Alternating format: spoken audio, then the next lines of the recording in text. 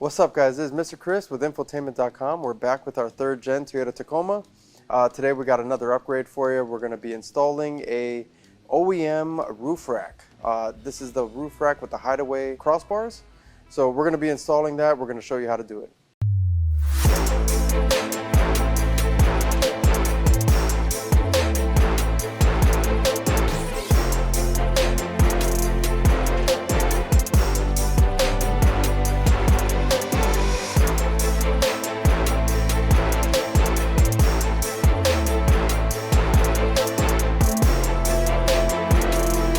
All right, before we get to the install, we'll get into a few things that you'll need for the install.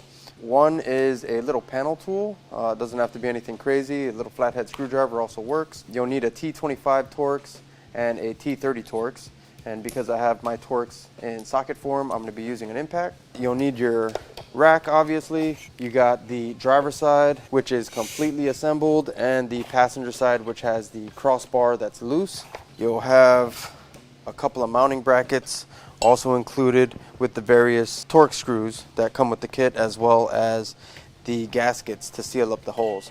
Everything here that you have is all listed for left hand and right hand. So there's an RH and an LH on these brackets. Left hand would be the driver side, right hand would be the passenger side. And same goes for the crossbars and the mounting footings themselves. They have an LH on the bottom, and this one has the RH.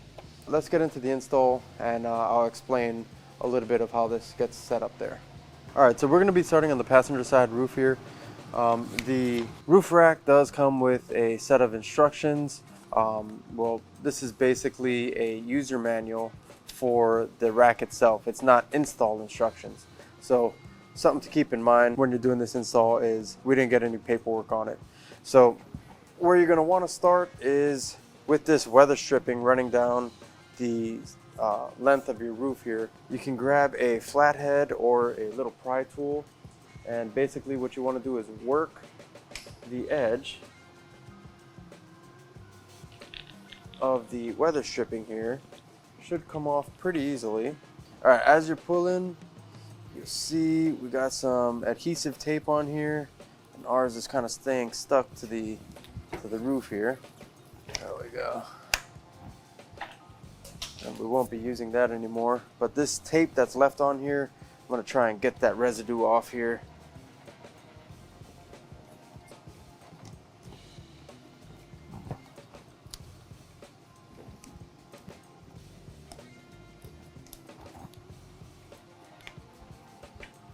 That's good enough. That's going to be covered up. Nobody's going to see that. This last part back here also needs to be removed. That'll pop up, and you got more tape back here. And this section back here on our rack actually has some adhesive tape that we're going to be reinstalling. So we want to get this section pretty clean.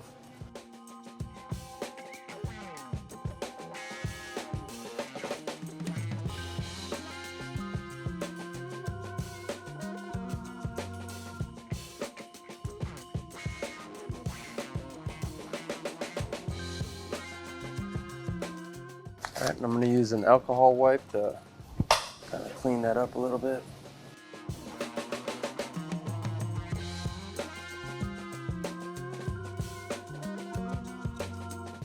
All right, and that should be plenty. All right, so I'm going to just go ahead and wipe this channel down real quick just because it's a little dirty on our truck. Try and get rid of at least some of this dirt that's in here. All right, so looking inside the channel here that we just wiped off, you can see this little pad here. This is where our screw holes are for the rack.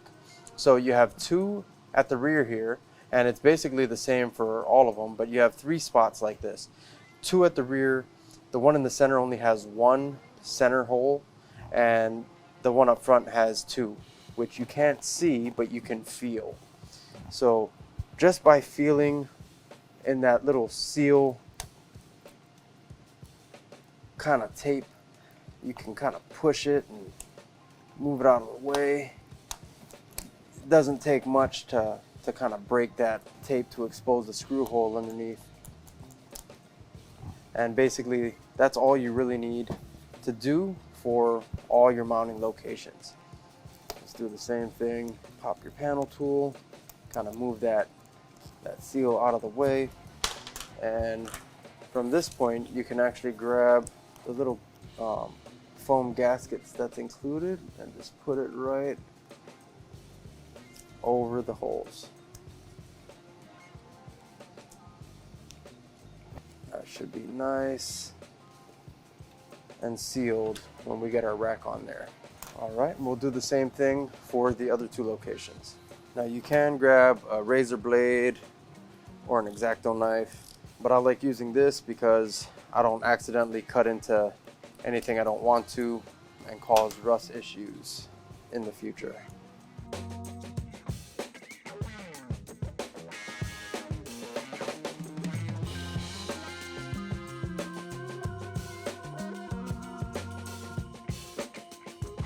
All right, so from this point, you're ready to grab your bracket. We have the bracket that has the RH on there because we are working on the passenger side. That is the right side of the vehicle.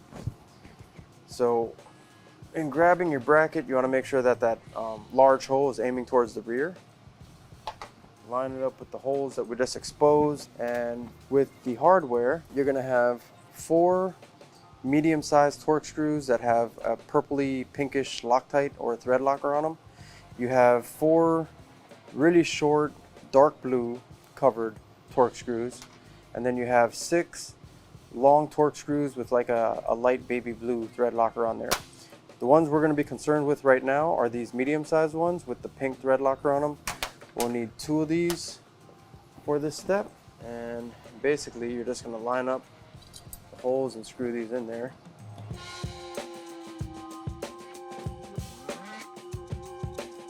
All right, that's nice and secure. And now we can grab our rack.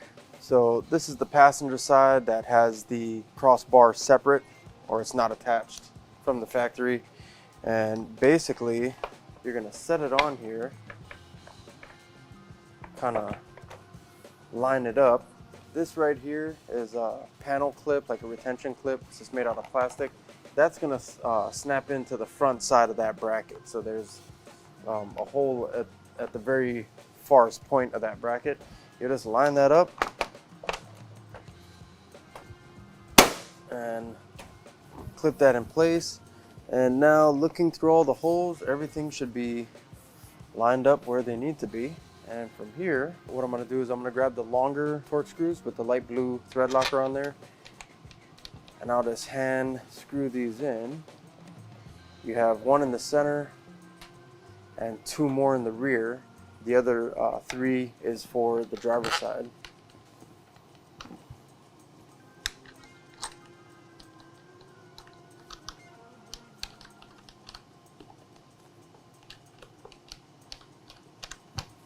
And way up front here at the pivot point, you have 2 more holes that are threaded, and that's what you're going to grab the shortest torque screws, and you're going to line those up and throw those in there.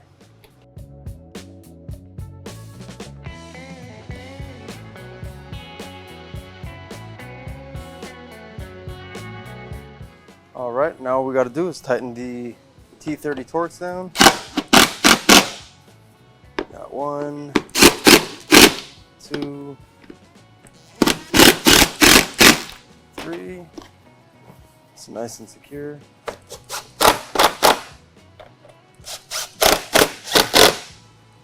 All right, that's nice and secure. And for the last step on the passenger side, you can grab that crossbar. I'll snap it in place back there. You can grab that oddly shaped large torque screw, that only one you got remaining, and screw that in. That's also a T25. All right, let's test this out. You pull up this latch, pop that out, and this will pivot. That seems to be working perfect. Let's move over to the driver's side and do the same thing.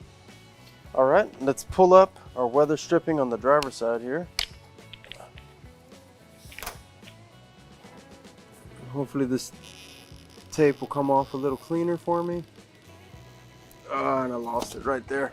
Well, we got most of it to stick with our weather stripping here, so that's not too bad. Just a small section that stayed on the roof. I'll get that out of there. All right, and go ahead and pop this rear section off as well. Oh, there you go. All right, let me clean this channel off a little bit, just like I did on the other side.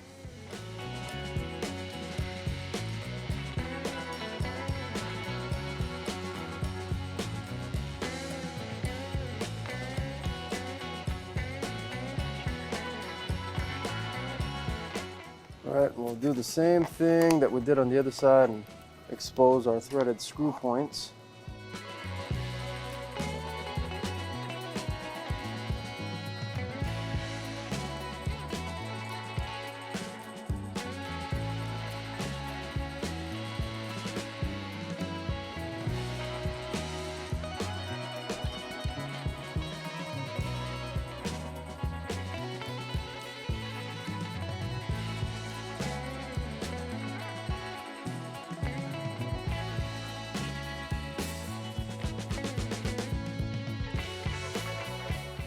All right, so grab your driver's side bracket, line up the holes, and grab the two T30 Torx with the pink stuff, and we'll screw those down.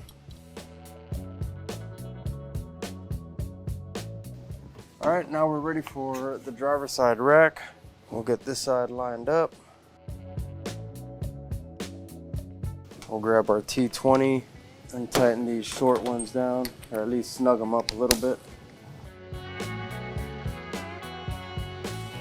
And now all we got left are our 3 long Torx screws.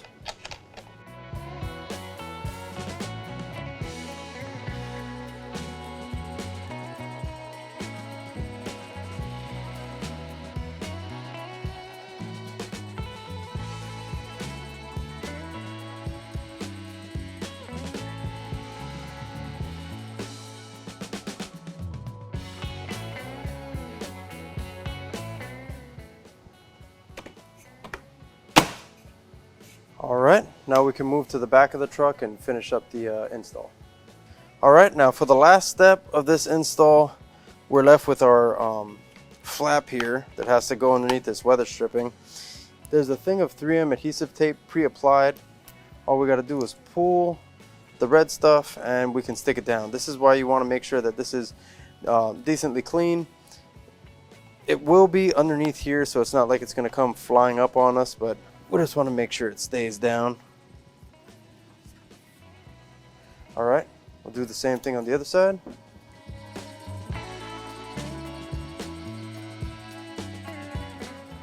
All right, now that that's stuck down, and as a final step, what you can do is install the safety stickers. These are the weight rating stickers, so that if somebody else other than you is using your truck, they don't overload the rack.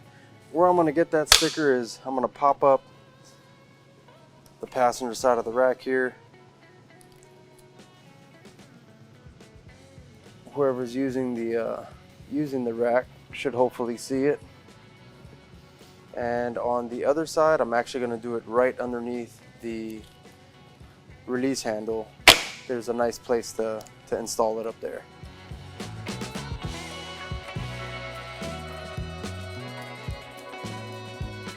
All right, and this way my thinking is when somebody comes here to pop this up, that's going to be the first thing they see, kind of like a reminder to not overload the rack.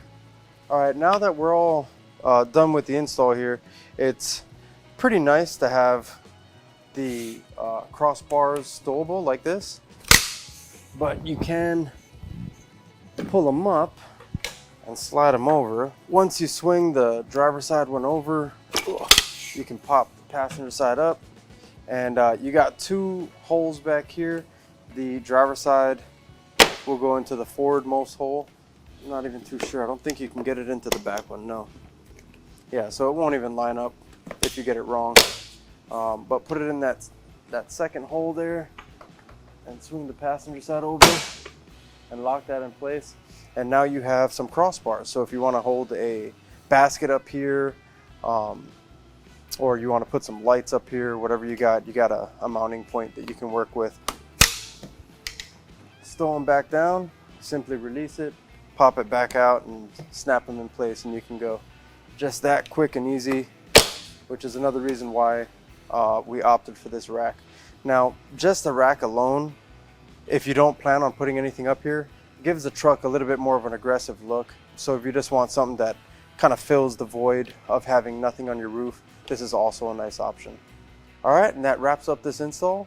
You want to give yourself a good 45 minutes to an hour on the hard scale. This is a real easy job, maybe a 1 or a 2. For more installs like this, you want to come back to infotainment.com.